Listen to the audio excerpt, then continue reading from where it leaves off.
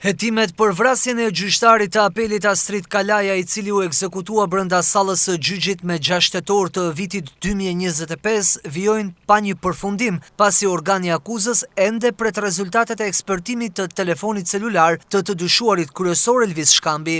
Sipas burimeve nga dosja hetimore, në muajin prill, prokuroria vendosi të zgjasë afatin e hetimeve edhe me 3 muaj të tjerë, me qëllim administrimin e provave që lidhen me analizën e celularëve të sekuestruar të Elvis Shkambit dhe xhaxhait të tij John Shkambi.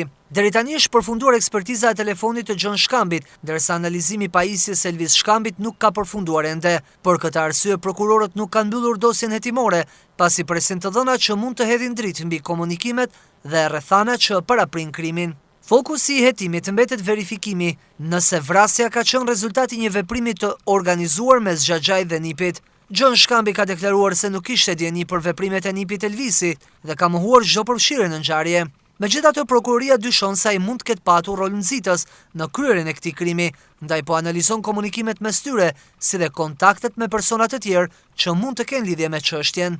Astrid Kalaja, gjyqtari i apelit të jurisdiksionit përgjithshëm, humbi jetën pasi u qellua me 3 plumba pas ditën e 6 tetorit 2025, menjëherë pasi shpalli një vendim në lidhje me një konflikt pronësie ku ishte e përfshirë familja Shkambi në Shkodër. Pas ngjarjes, Elvis Shkambi u vetë dorëzua në polici dhe u arrestua, ndërsa më vonë në pranga përfundoi edhe xhaxhai i tij John Shkambi, ndaj të cilit vijojnë hetimet për rolin që mund të ketë patur në organizimin e këtij krimi.